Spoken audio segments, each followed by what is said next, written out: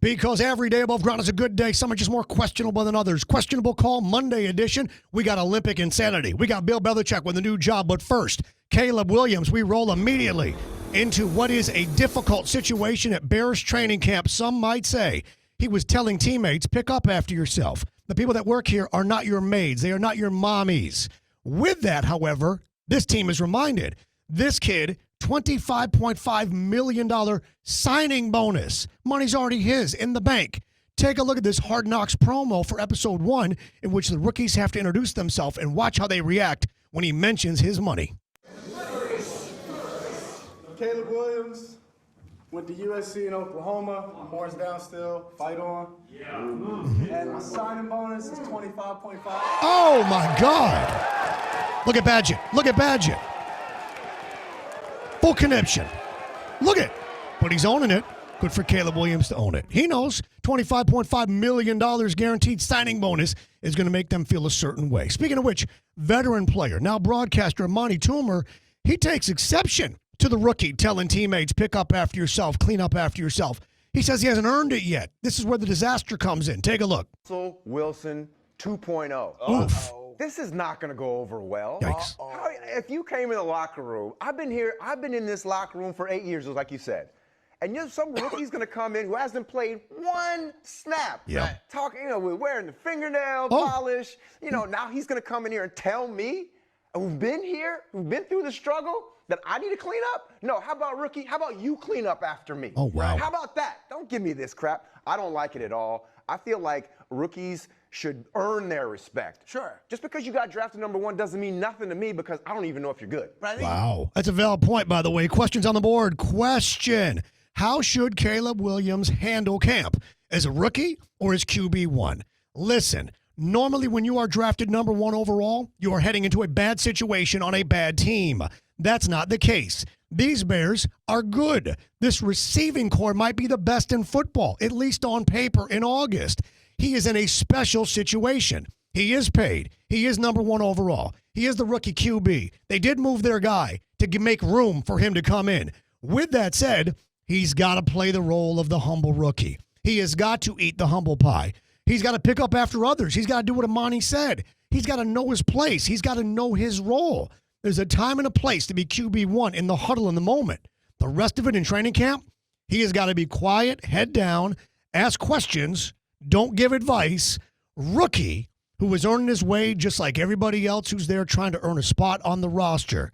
With that said, this is a situation a little disastrous early that I'm sure will rectify itself. We continue on in the countdown to the Olympics. Noah Lyles winning the gold in the 100-meter men's sprint. It was a ridiculous finish. You remember, here it is Sunday, where he told America, remember, I got you. I said I got you and I got you. All right. Did you know, decades ago, we had Jerry Seinfeld telling a joke about Olympic sprinting and the difference between being gold, silver, bronze, and nobody even ever hearing of you. How accurate this is today. Take a look. And they always have that photo finish. The photo finish was always silver, gold. This is the whole race. Gold, silver, Yep. bronze, Yep. dead last. Wow. Wow. Greatest guy in the world, never heard of him. Oh, wow. Spot on. How spot on was that? By the way, here's a photograph of the photo finish. Here is the actual finish itself. Now, you'll notice there are feet and there are heads that are closer. Doesn't matter. In the Olympics, it is the torso. Whichever torso crosses the line first is the one who wins the gold. Now let's look at Seinfeld's joke, what he said. Remember, he said fastest in the world, never best in the world, never heard of you. Literally, that's the distance and the difference between being the fastest man in the world, the gold medal winner, and a dude who doesn't go home with anything. The question is on the board. Question, Seinfeld's joke. Crazy accurate, or is it just comedy? Dude, you saw it for yourself. Crazy, ridiculously accurate. This is how you sum up the Olympics sprinting. I mean, they should show this to the Olympic teams before they run, so they're reminded of the fact that just that little sliver, that 5/1000ths of a second, is the difference between you making personal appearances and getting paid for speaking engagements the rest of your life and then going back to a regular job because you were a quote-unquote also ran. This is crazy accurate. Let's roll on to number 5 in the countdown. And it comes to us continuing from the Olympics from pole vaulting, a French pole vaulter who got pole halted, if you will, by his own anatomy. Take a close look at this. Look at this poor guy. Look at this guy. But then, what? Oh, no. Oh, no. Did you see what happened there? Did you see what happened? Did you see what caught on the actual bar, causing him to lose in the Olympic gold medal effort? Watch it one more time. Take a look at this video one more time. I want you to see. Look close in the groin region and right there. Oh, my goodness. Oh, wow. Blessing and a curse. Now the question is on the board. Question: how bad is it to lose this way? There's worse ways to lose. I promise you. There is a silver lining here. If this young man wins gold, we talk about him for a day or so, and he knows it and he keeps it with him. But this dude is now immortalized. This dude's social media will blow up. He will do reality TV.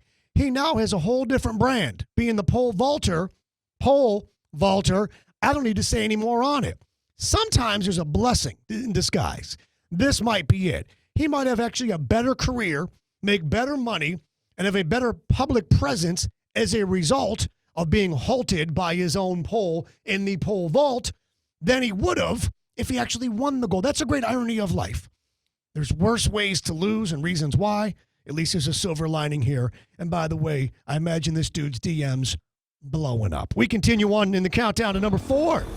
Comes to us from Twin Peaks. Eat Strength Scenic Views, 29-degree beer, UFC Fight Headquarters, UFC pay-per-view, never recover at Twin Peaks. How about the Washington Commanders? Terry McLaurin, on Media Day. McLaurin wanted to showcase a little bit, remind folks of what he can do. Media Day, posing for pictures. Take a look at this. Hold up. He said, hold up. We said, hold up. Why? What are we holding up for? We're taking your picture. God. Go! Wow, that is disastrous. A question is on the board. Question, should we feel bad for Terry? Yes or no? No, we should not feel bad for Terry. No one told him to do this. No one ordered him to do this. No one said, Terry, can you do a backflip for us? He wanted to show out.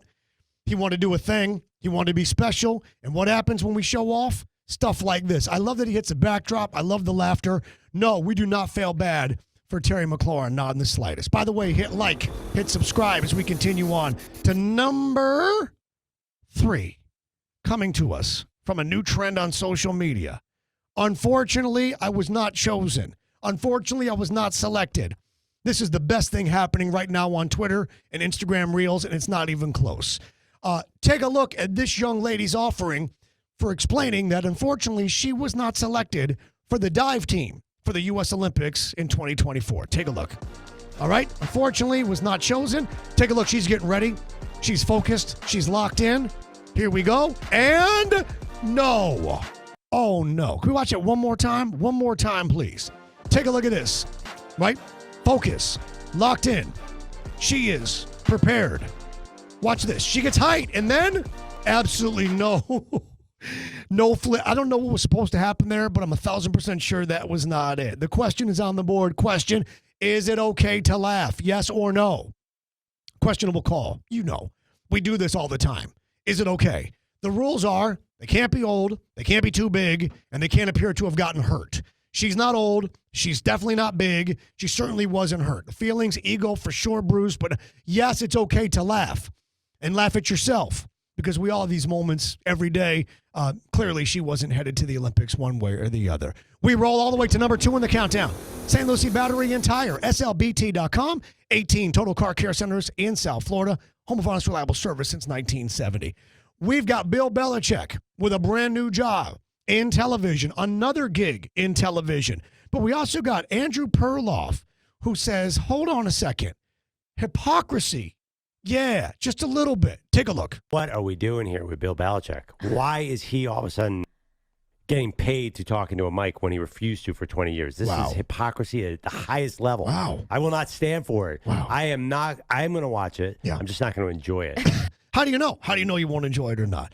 And then he brings up a valid point. Andrew says, hold on a second.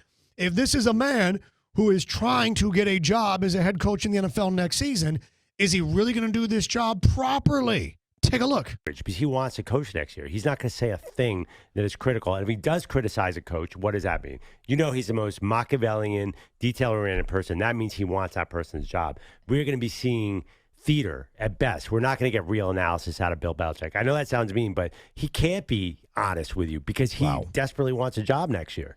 Wow. Questions on the board. Question, will Bill prove to be critical or calculating? Will he actually do the job of being critical? Or will he just try to position himself to get the job? Bill Belichick is the greatest football mind in the history of football. He understands the game better than anybody. He's going to share that knowledge, I'm certain.